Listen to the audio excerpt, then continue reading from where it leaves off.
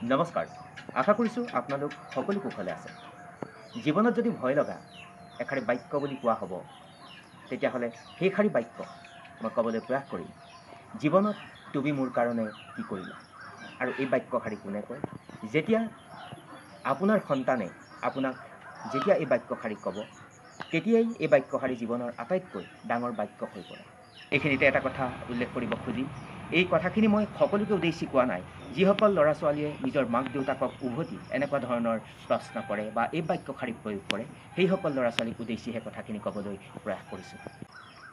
এজন অভিভাৱকে বা এজন পিতৃ বা এগৰাকী মাতৃয়ে সন্তানসকলক ভৱিষ্যত দেশৰ সুনাগৰিক ৰূপে গঢ়ি তুলিবৰ কাৰণে যাৱতীয় কাৰ্য ব্যৱস্থা গ্ৰহণ কৰে। কোনো অভিভাৱকে, কোনো মাক দেউতাকে নিজৰ সন্তানটিক যাতে কেতিয়াও অসুবিধা নাপায়, ভৱিষ্যতৰ বাবে দৰকাৰী প্ৰয়োজনীয় সকলোখিনিৰ ক্ষেত্ৰত ব্যৱস্থা গ্ৰহণ কৰিবলৈ তেওঁলোকে ব্যৱস্থা লয়।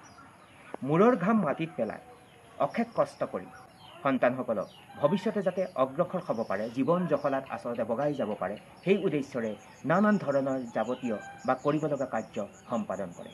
কিন্তু তাৰ পৰৱৰ্তী পৰ্যায়ত যেতিয়া এজন সন্তানে মাক দেউতাকক কয় যে জীৱনত মোৰ কাৰণে কি কৰিলা, আৰু এই বাক্যষাৰিয়ে সেই সময়খিনিত পৃথিৱীৰ ভিতৰত আটাইতকৈ ডাঙৰ আৰু কঠোৰ বাক্য হৈ পৰে।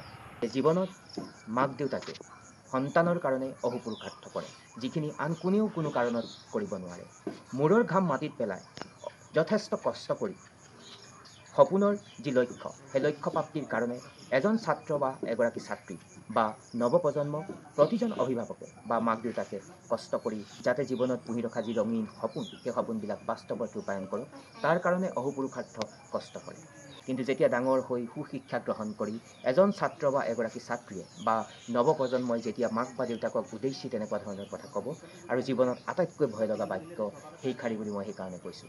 পুনৰবাৰ ক'ব খুজিম, বাক্যষাৰি হ'ল জীৱনত মোৰ কাৰণে তোমালোকে কি কৰিলা? এই বাক্যষাৰি হ'ল জীৱনৰ আটাইতকৈ কঠোৰতম বাক্য। পুনৰবাৰ সকলোকে শ্ৰদ্ধা জনাই সামৰিছোঁ। সকলো ভালে থাকিব। নমস্কাৰ। Take care.